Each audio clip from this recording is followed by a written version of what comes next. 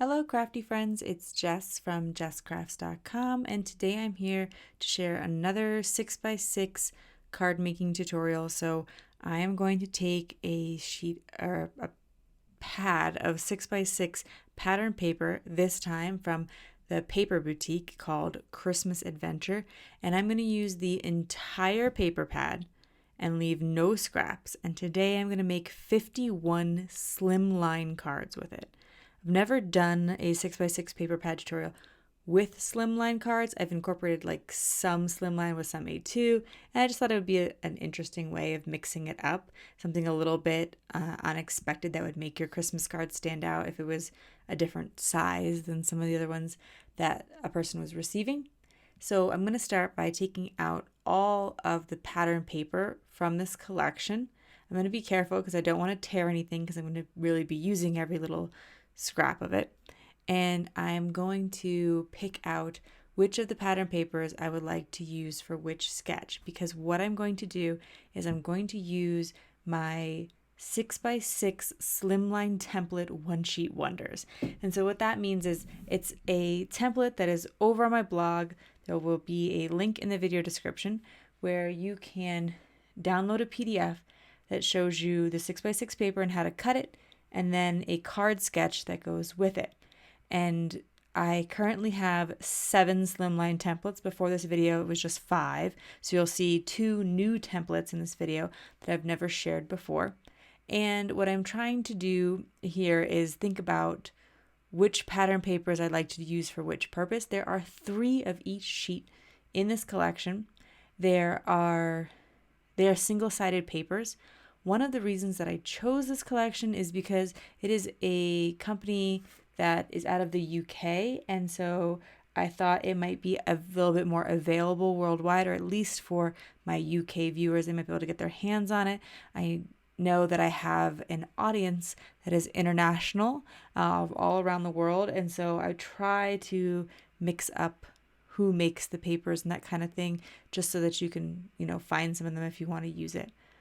So here I have the stack of templates, and I've printed them out as PDFs, and I'm sort of thinking about which ones do I want to use with which pattern papers. I know that some of them, the directionality is kind of important. So if there's a paper in the collection that has a very clear top and bottom, it can't be like flipped around any old way. I need to think about that, because some of the templates, once you cut them up, they don't work if there's a clear top and bottom to the paper. So here's template number 3, for instance, that I put that red snowflake paper with. That template, it matters. If you have a directional pattern, it's not going to work. So I need a non-directional pattern. There actually wasn't very many non-directional patterns in this particular paper pad.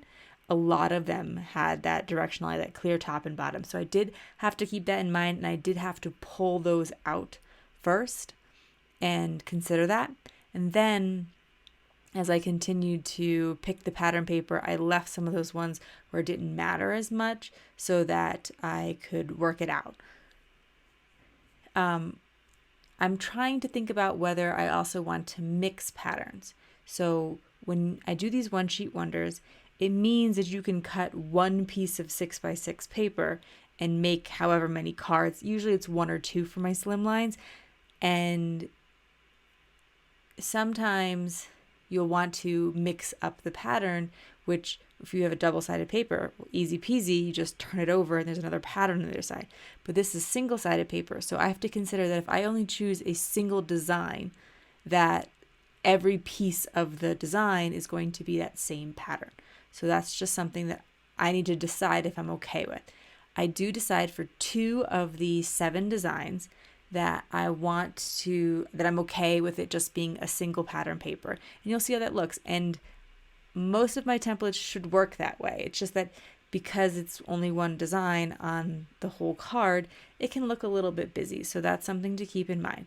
Here I'm trying to kind of share a little bit about like my design process, how I choose things, how I organize things, in case that is helpful to you, rather than just showing you purely the assembly of the cards.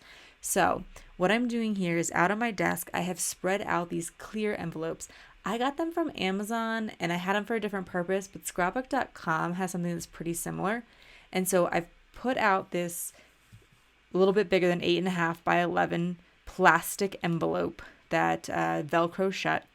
And you'll see them a little bit more later in the video. I put the sketch down on each of it and the papers that I picked, and then I'm going to go back into the collection and find the rest of the pattern papers that go with like that, like if I picked the snowflake paper, I'm going to find the other snowflake papers and I'm going to put it all together in this sheet so that I know those are reserved. I don't want to just start chopping pattern paper, because if I did that, I might run into as I mentioned earlier, like I only have that penguin pattern paper left and it doesn't work for sketch number 3, which I haven't done yet, or something like that. So I do like to pick all of my papers ahead of time. And now I've put them in there with the template.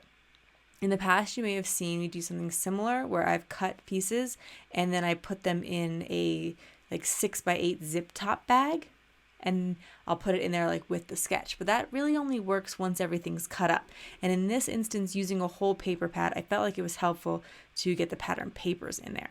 And then I also was able to, over time, keep adding things to these envelopes. So like I knew how many card bases I needed, because if I picked 3 sheets of paper and each piece of paper, because it tells me on the template, makes 1 card, well then I'm going to need 3 cards. If it says it makes 2 and I've picked 6 pieces of paper, I need 12, etc.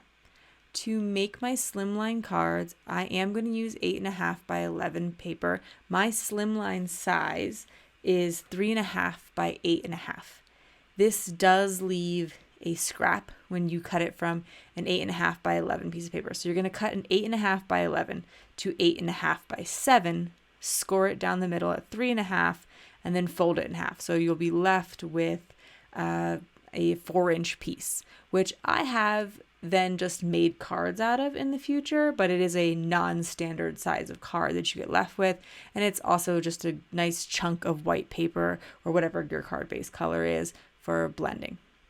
So here again, just keeping everything really organized. I will get into how I specifically am assembling all these cards and into the designs, but I just want to show you, if you're tackling a big project like this, which for a lot of people, making their Christmas cards is a big project, this is a great way to keep everything organized. And you could do this like with, if you were doing, see, mine are primarily pattern paper right now, but like if you were like, okay, I'm going to make 5 cards that with this stamp set and I've designed it all ahead of time, you can keep them all in these envelopes just the same and have a similar result in terms of being able to keep everything organized. Okay, so then I'm going to go in and each of these, like go to each envelope and just cut up all the pattern paper. And I'll know exactly how to cut it up because the template's right in there. So here I am cutting up the pieces that I will need for template and sketch number 1, which each of these sketches either has its own video or will in the future, where I will go super detailed into it, but I will also explain each as I assemble it today. Here, in terms of picking which pattern paper went together, like why I chose to mix the patterns the way I did, I will try to kind of talk about that as I assemble each of the cards. But basically, if I had like a really busy pattern paper, like the Christmas ornaments were bigger and busier, I tried to pair it with something that was maybe a little less complicated. So in this case, the yellow. But also in this particular collection, the colors weren't necessarily, like, not every paper had that yellow color, but some did. The ornaments had the yellow paper or yellow color. So I was able to then mix it with that yellow paper.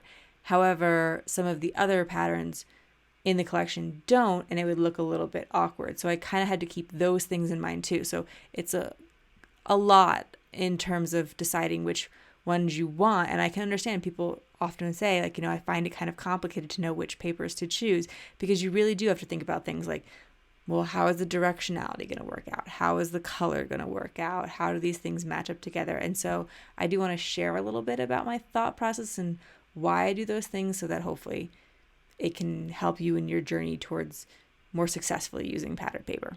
I'm also going to keep things simple for myself. And I do this a lot where I'm like, I'm going to pick one color. Maybe sometimes I'll pick two that were going to be my mattes, but I really prefer to stick to one, because then when it comes time to cut out all the mattes that are required for my templates, I don't have to go through a further step of matching a cardstock color to each set of cards. So instead, I'm just like, well, craft cardstock looks good with all of these, so I'm just going to decide that, and I'm not going to find a more perfect color for each one of them. All right, so another setup process is eventually I am going to need to put sentiments on all of these cards. You could die cut sentiments. I love that, but it takes a long time, especially for 51 cards. And so another solution that I think can be quite good if you're making a lot of cards, as people often are at Christmas, is to get a stamp set that you can stamp once but cut several out. So Mama Elephant makes this stamp set that I'm using today called the Easy Christmas Greetings.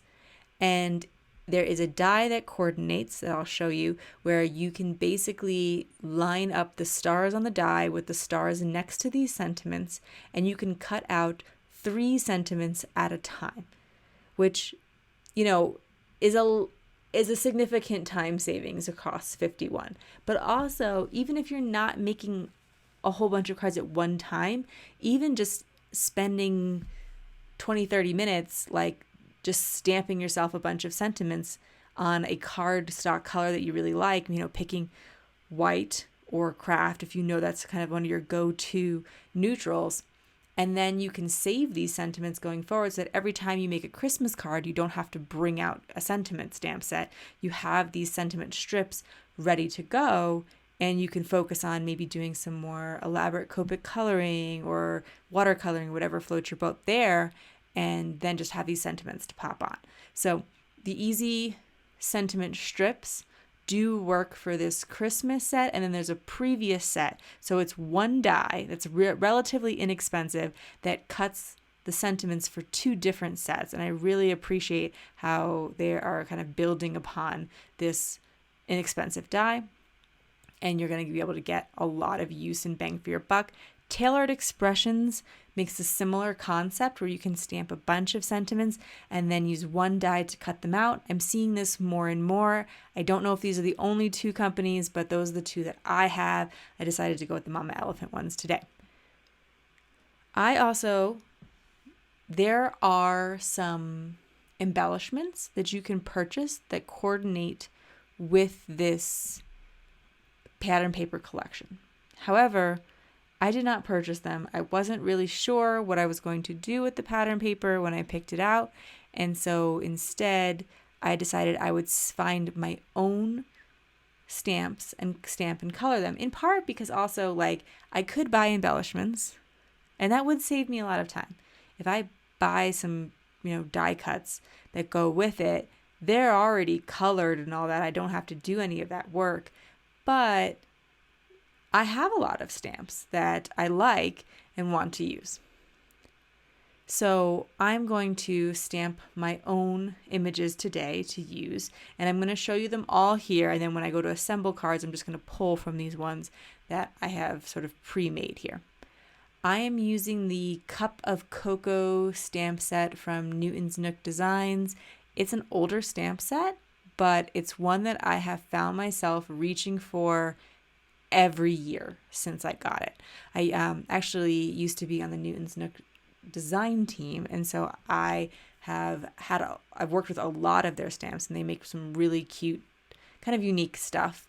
But this is just like one of my all-time favorites of their stamp sets. So here what I'm going to do is I'm going to, again, try to save myself a little bit of time. I'm going to eventually need 51 images because I have 51 cards. So I need to do something that is going to save me some time. Therefore, I'm going to stamp 6 of these at one time by putting them in my MISTI, and then I'm going to stamp a bunch of sheets. So I think I did 5 sheets, and at first I put the 6 stamps down and I stamped them on 5 sheets, but then I wanted to turn it over, and I was hoping that it would work out such that I could just stamp them again, but it was a little too tight. So then I put 5 of the cups down again. I picked my 5 favorite ones because I couldn't squeeze all 6 in there. And then I'm going to stamp those all over again. So those will be on the bottom. And then each of these sheets, I have created, I believe it's 11 stamps or 11 images on each one. And then I can color them all in.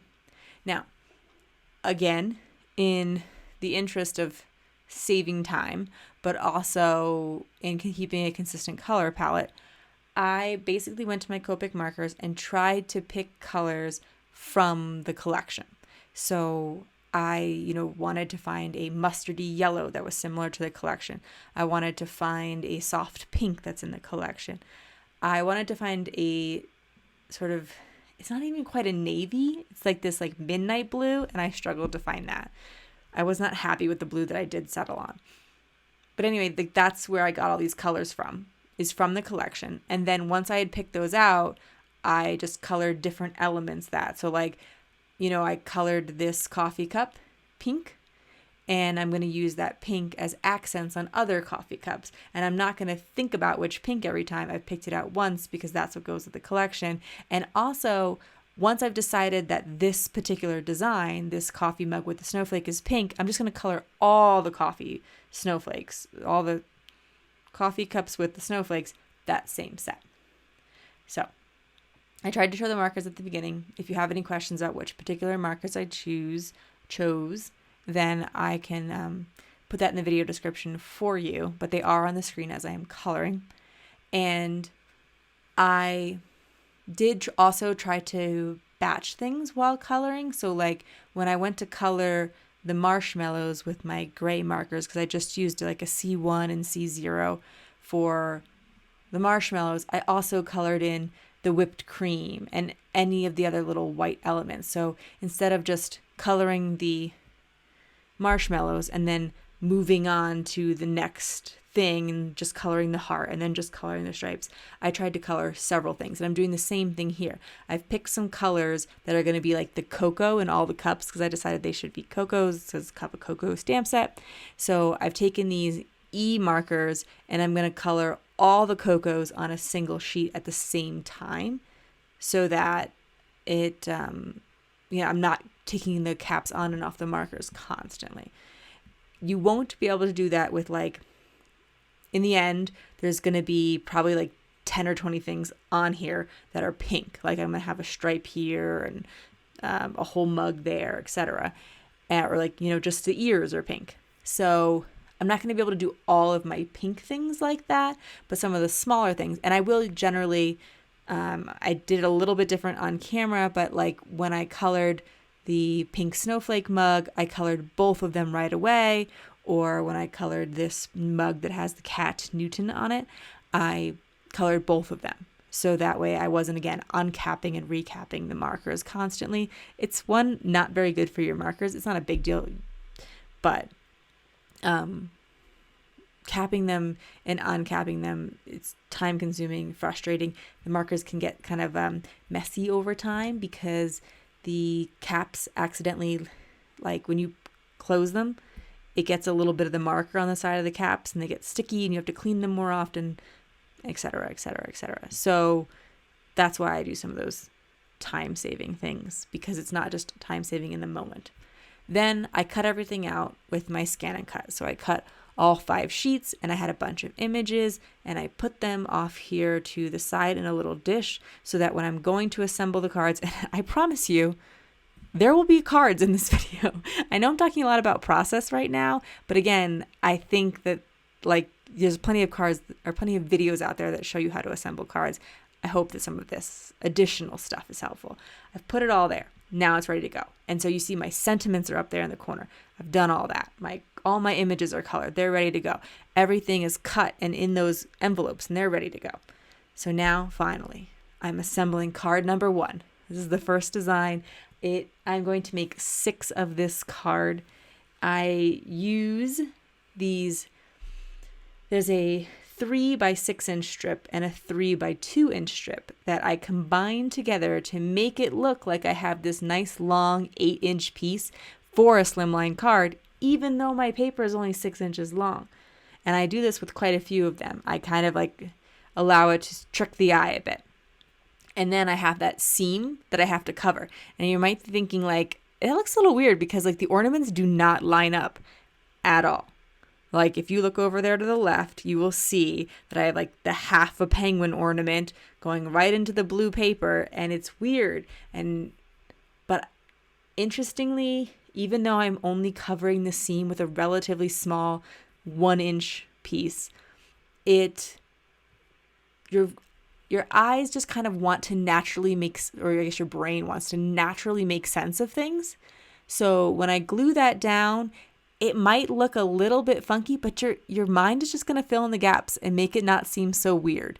It's going to be like, oh, I must just have missed something. You know what I mean? I don't know how to describe it, but what I want to assure you is that even though they don't match up at all, it's not going to look that weird on the final paper, even when you're using a big, bold pattern like this. So give it a shot if it seems a little bit funky at first. And I create these like 3 panels on the front, and then I'm going to make your eye focus in on this center panel by adding my sentiment there. Interesting little thing is I do want to be careful about where I place this sentiment because this paper has those like scallop stripes behind it.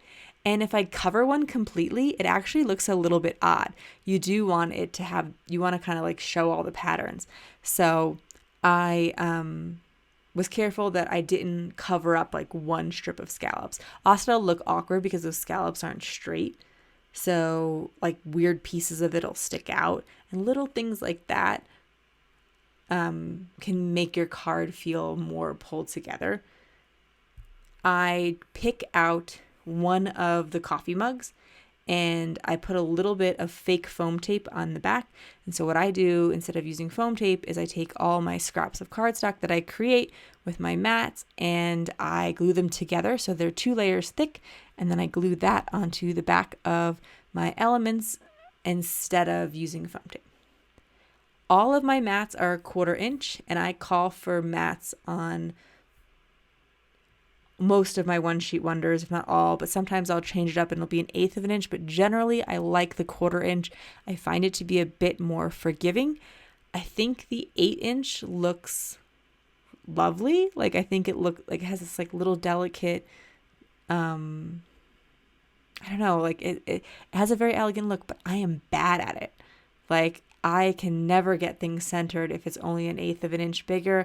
I don't know if I'm bad at measuring or bad at laying things down, but if you like to be a little less fussy, I would really recommend the 1/4 inch. And if you don't like it, if you do like that bit thinner, most of these sketches will still work out totally fine. You could just do 1/8 of an inch mat instead of the 1/4 inch that I suggest.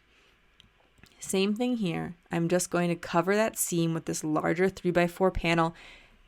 Side note, this one is great for if you have a bunch of 3x4 journaling cards.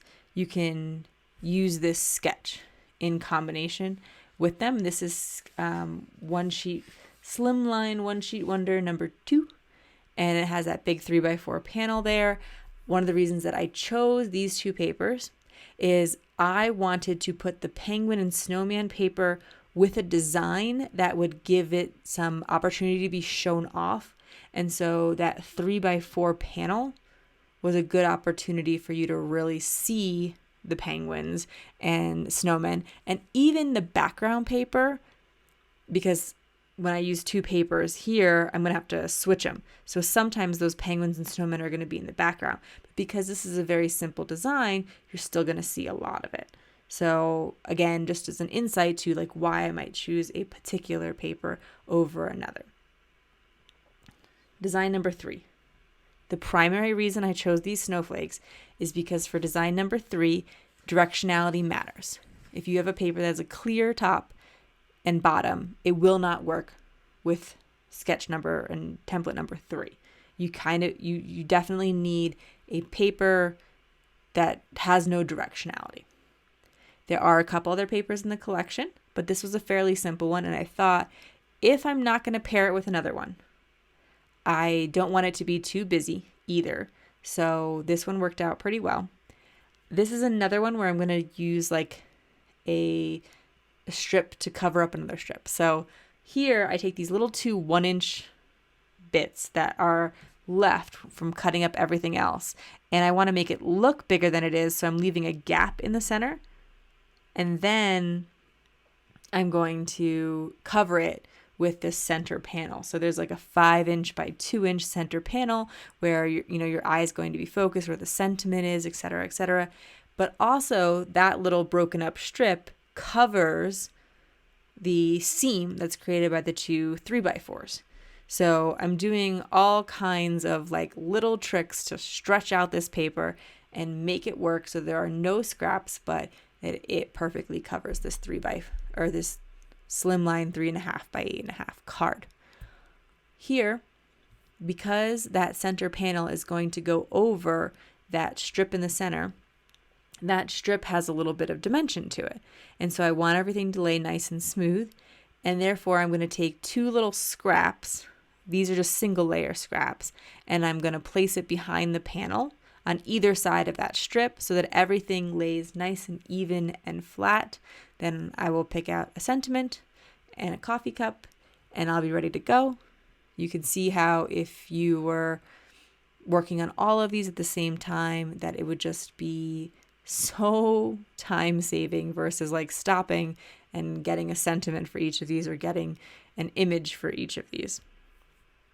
Of course, again, you could totally get something where they like pre-print your sentiments or get those, die cuts that you can buy that match a lot of the pattern paper packs out there, and that would save you a ton of time as well.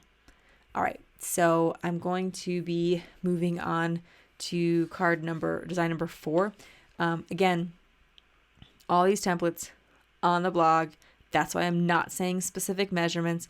Also, if you want a more extensive tutorial for any of these, all of these templates either have their own tutorial already or will in the future. Because 6 and 7 are new today, they don't have their own separate videos yet, but the other previous ones do. Number 4 is when I wanted to figure out how to use an interesting shape, not just rectangles, because it's really easy to do things with rectangles and squares. But if you want to feature something a little bit more interesting, like a circle, you kind of have to get creative. So with template number 4, you cut a circle out of the pattern paper and you mat it onto some cardstock, and then you have to cover the circle that you cut out with you have to cover the hole with the circle that you cut out. So you have to make sure that you cut the circle from the same area that you want to place the circle on. Hopefully that makes sense, but again, has its own longer tutorial if you need that. Again, doing the same trick where I cut that 2 by 3 inch piece and that's 3 by 6 inch piece, and I just cover it up with the seam. Now here, I do want to mix things up a bit more, so I cut out that pink stripe paper, but to keep both patterns in play, I do want to use the Christmas tree circle from another one. So I had to die cut all of these, and I do suggest it's like a 2 1/4 inch circle, but if you ever see something like that, those don't have to be as precise. So if you only have a 2-inch circle, it doesn't particularly matter. But I do suggest a layering circle die set, because then you can just pick the next circle up to cut your mat. So maybe it's not exactly a 1/4 inch bigger than like the next circle up, whereas all your other mats are a 1/4 inch. Again, don't worry about that. Nobody is taking a ruler to your card to make sure all your card mats are the same. You just want to pick something that's pretty approximate. And there are die sets out there that have a smaller gap between each side. So if you like small mats, then you're probably going to want to do that. This circle creates an excellent focal point for any image that you've colored in. So that's where I'm going to stick my mug, and then I am going to put my sentiment underneath. You'll see, because I made, each of these I've made multiple cards of. For sketch number 4, I made 6. Number 2, I made 6, and number 3, I made 6. But there's a coordinating blog post that, besides letting you download all of these templates for you to use in your own crafting and letting you pick and choose which ones you want, I also show you a picture of like all the cards I made with a particular sketch. So you'll see all 6 of the cards that I made in template number 4. And you'll see some of them I put the circle at the top of the 3x4 card, and some I put the circle at the bottom, so you can mix it up a little bit how you like. Okay. Now I am on to design number 5, which is using template number 5. And this is actually a template that I like a lot, but is a little bit fiddly just because it has a lot more pieces. Like if you really wanted to make Christmas cards quickly, don't color your stamped images. That took forever. But use something like sketch number 2. Like there's like 3 cuts. It's so simple. It leaves this great big room for you to put your images. But sketch number 5 is cool. It has this 3x3 square and then these lines coming down, and it has 2 sketches. So you can cut the paper the same way, and you can make either a horizontal card or a vertical card. But that's again where directionality comes into play. So when I cut the package paper here, the gifts, they have a clear top and bottom. So those strips, I have to use the vertical card sketch with them, because if I use the horizontal card sketch, they'd all be facing the wrong way. But I paired it with a different pattern paper whose directionality didn't matter. And so therefore those strips can go into the vertical card. So I'm showing you the horizontal card here in the video, but you'll see in the coordinating blog post, I also made some vertical cards with the second sketch. So one template, one cutting pattern, but 2 sketches so that you can adapt it to your pattern paper, or just which one appeals to you more, if you like your focal point to be here in the center, or if you prefer your focal point to be at the bottom of the card. I honestly am not sure which is my favorite. I really like them both. And while it has some extra pieces, it isn't too much more time consuming. I will say I wasn't a big fan of how the packages turned out. I thought some of them got cut a little smaller than I would like. Like it wasn't super clear to me that they were Christmas packages as chopped up as they were thin like that. So I always do also recommend considering, like if you know you're going to be cutting a 1/2-inch strip off of a pattern paper, kind of like just hold up like a ruler or another piece of paper, just see what it looks like in the tiny strip and make sure that you still like it. So we are on to design number 6. This one is one of my new ones. I picked these pattern papers because of the pattern papers in the collection, these were the least wintry or Christmassy. Honestly, they look like birthday pattern papers to me. I totally think you could make a birthday card with these, which is cool because I don't know about you, but sometimes I have like way more Christmas cards than I need. So I probably should have made these into birthday cards. I mostly didn't because I'd already done all of the stamping of Christmas images or Christmas sentiments and those images to go with it. Now, some of the Christmas sentiments aren't super Christmassy, so I could probably make more of a general winter card. But again, I just think these specifically, you could use it even for like a birthday card. And that's why I picked them to go together. So even though they both have these cute triangles in it. And so I thought they really complemented each other. Again, just using that trick to make it look like I have a really long 8-inch piece in the back, but really it's 2 smaller pieces, and I just left a big old gap on that cardstock mat. And I do encourage you to just cut one big long cardstock mat. You could technically cut 2 smaller mats for each of those, but like that would just take more time, and we're not trying to take more time. We're trying to take the least amount of time as possible. And then you again have a pretty decent size focal point here. You have a 3 by 2.5 inch area where you can add in your images, sentiments, whatever you want. I think a lot of these would work really well with word die. And then if you did the word die, you might not have to do an image because a lot of the word dies would cover a good portion of these like 3x4 and 3x3 little focal areas that we have. All right, number 7. This is again one that requires you to make some smaller strips.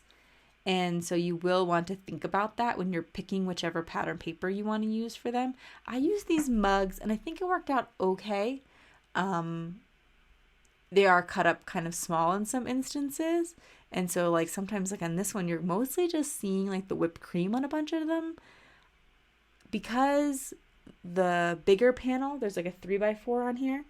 It also, it's so much bigger and it's the same pattern paper in this instance, the way I chose to do it. So it's clear what the others are because they're just a continuation of the larger piece. I think that kind of helped it a lot.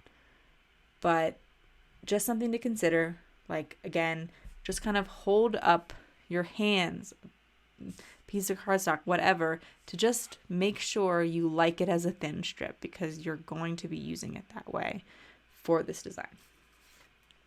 I also, again, think this is one, if you had a lot of 3x4 journaling cards, you could work it out because you could cut the 3 by 1/2 inch strips. Like you could cut one pattern paper and just cut like a whole bunch of those and then mix it with your 3x4 journaling cards. I will probably try to share that in a future video just to like explain a little bit more what I mean by that as an alternate to this sketch. But yeah, I think it is a pretty fun little sketch. It is a little awkward because you kind of have a bit of an odd gap there at the top, but I'm okay with that. If it bothers you that like the top has that, I would want to say like maybe 1/2 inch where there's nothing and then the rest of the card is covered, chop it off, make it a little bit shorter. Instead of being an 8.5 by 11, cut off that, again, I'm estimating probably 1/2 inch to the top and make it an 8 by 3.5. But I don't so much mind that asymmetricalness. Also, if you're not a big fan, you could try to like space out each of your panels a little bit. On the sketch, I do show them a little bit wider apart, and so the top doesn't seem as awkward, but I actually kind of like them a bit more scrunched together. So that's it. Those are the 7 designs, but it makes 51 cards because I made 12 of a lot of them and 6 of some of them and that kind of thing. Again, on the blog, it's all broken down. I'll show you exactly how much I made, how many I made of each one, and you can see them all. You can see the, alternate designs, and sometimes I chose different cups for different ones, etc. To finish off my cards, once I have them all completed, I am ready to, I can send these off to family and friends, or I can donate them. And if I'm going, either way, a good resource are these jokes. So over on my blog, you can get jokes for all kinds of occasions. You can get happy holiday jokes, but also like, specifically winter jokes, specifically Christmas jokes. So, any of those 3 could work well in these ones. So if you don't know what they celebrate, pick out the happy holidays. If you know they don't celebrate anything, pick out the winter ones. If they celebrate Christmas, you can use it. So you can print out the joke, glue it in, sign your name, and have a completed card. If you don't know what to put inside your cards because you want to donate them or because you don't want to think of a sentiment for everyone. Also, you can buy stamp sets that specifically have Christmas messages or holiday messages to put inside, and I'll link some of those too. But if you want a free resource, that's over on the blog. And now I'm just going to kind of like quickly try to flip through all 51 cards. It was a bit of a challenge because these do not want to stay closed right now. They need to be like burnished a little bit more. But yeah, this is all 51 of my cards. If you like this video, please give it a thumbs up. If you are interested in more crafting tutorials, especially how to really get using those supplies, be sure to subscribe to my channel. I will leave you links to all of the products that I mentioned and used in the video description below, as well as links to my blog where you can download these templates and get to chopping up that paper and making these Christmas cards. Especially if you're in a time crunch, this is a good way to do it. And yeah, thank you so much for taking this time with me. I know it was a super long video, but I hope you found some things helpful about it, and have an awesome day. Bye.